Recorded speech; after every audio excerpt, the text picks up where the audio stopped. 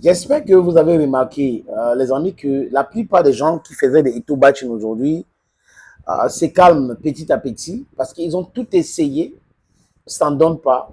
Ils ont tout fait, tout manigancé, le chantage, le blackmail, les injures, les invectives inutiles, ça n'a rien changé jusqu'à présent. Ils ont organisé des réunions, ou du moins ils continuent d'organiser des réunions, mais ça ne porte pas ses fruits. Ça fait en sorte que ceux qui financent ces réunions-là sont déjà fatigués. Parce que si on finance depuis 2 ans, 3 ans, c'est pour avoir des résultats. Mais si après un an, il n'y a pas de résultats, il y a quelqu'un qui avait même déclaré, Abdulrahman Amadou, que si Eto reste à la tête de la Fédération camerounaise de football jusqu'en 2000, la fin 2023, il va cesser de parler de football. Est-ce que ce monsieur a respecté sa parole? L'expert en tasse au Cameroun. Non, il n'a pas respecté. On ne fait pas tomber tout le monde. Et ceux qui n'ont pas cherché des problèmes, qui ne vous cherchent pas, qui ne vous calculent pas, si vous les calculez, vous les cherchez les problèmes, c'est vous-même qui allez tomber dans votre piège. Je vais vous prendre un exemple sur moi, les amis. Un petit garçon qui grandit à Ekona, on avait les goyaves au champ chez nous à Fayabon. Donc, quand il dit Fayabon, c'était 1h30 pour aller au champ. Et là, j'ai fini les cours, c'était à l'école primaire. Je me dirige à Fayabon.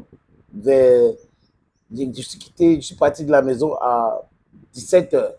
Le temps d'arriver au champ, il était déjà 18h. Je monte sur les goyaviers, j'essaie de cueillir et tout cela. Après, c'est 19h par là. Je commence à rentrer avec un seau ou une bassine de goyaves que j'avais cueilli. Et je vois des choses incroyables, les amis. Honnêtement, j'ai vu des choses, les verres des palmes. Mais le petit garçon que j'étais, courageux que j'étais, je marchais sans crier, je marchais. Je voyais des gens devant moi, je pensais vraiment que c'est les papas, c'est les mamans. Je marchais pour les retrouver, je ne les jouais pas. Un moment donné, ils disparaissaient. 3 doigts en l'air. C'est ce que je vous raconte. Mes parents sont vivants, ils peuvent témoigner.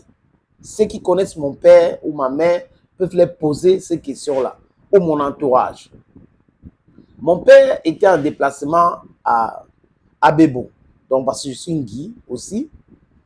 Et là, ce jour, il venait juste de rentrer. Il a demandé à tout le monde que je suis où. On lui a dit que non, j'étais là et après, c'est pas quoi. Et je rentre dans le champ. Il me demande, la première chose qui est sortie dans sa bouche, tu veux me tuer? Tu veux ma mort, pourquoi? Et je lui ai expliqué ce que j'ai vu. Il m'a répété que c'est pour cette raison qu'il m'a demandé si je voulais le tuer. Comme je n'avais rien, je ne connaissais rien, je suis arrivé sain et sauf, les amis. Traverser même les cimetières. Chez nous à Ekona. Parce que qui connaît Fayabon, on traverse. Donc, quand il parle de Fayabon, les gens qui ont grandi à Ekona ou qui connaissent du moins Ekona un peu, ils savent de quoi je parle. C'est exactement comme ça avec Samuel. Les gens sont en train de chercher à le tuer, à le détruire, alors qu'il est en train de vouloir faire son travail. En faisant son travail, peut-être qu'il fait du mal aux gens, mais ces gens-là, de façon globale, font du mal au football. Et comme il veut faire du bien au football, il est obligé de toiletter et certaines personnes sont obligées d'être des victimes. Et ces victimes-là pensent que la seule façon de faire tomber et tout, c'est de se constituer en groupe, c'est de créer des cabinets noirs, c'est de payer les blogueurs. Mais je vais leur donner cette mauvaise information. Ces blogueurs-là sont des affamés, ils n'influencent personne.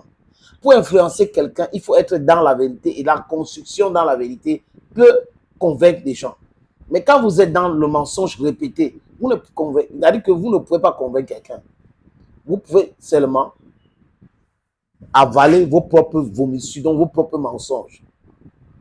Hello friends, this is your Ekuna man, your Ngi man, your Bamenda man, and I look at now. Yes, your Bakore man, and proudly anglophone. Ils ont porté l'affaire de match ticket au niveau de la CAF. De partenariat avec la société des paris sportifs devant la CAF. Les amis, on les a donné à peu près 6 mois. Et la CAF a commis des erreurs. Que Eto aussi a profité de ça pour pouvoir les envoyer devant dos au mur. Les envoyer dos au mur.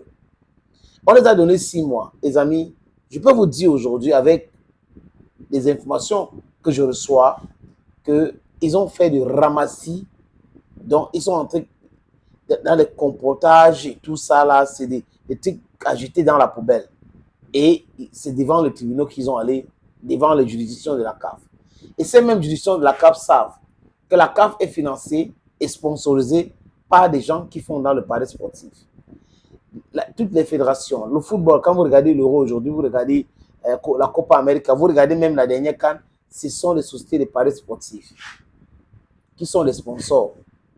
Donc, ça rend l'équation tellement difficile à ces gens-là. Et comme ils savent déjà qu'ils ont déjà perdu, qu'est-ce qu'ils font aujourd'hui? Ils vous sortent les histoires de double nationalité et tout. Ils sont aux abois.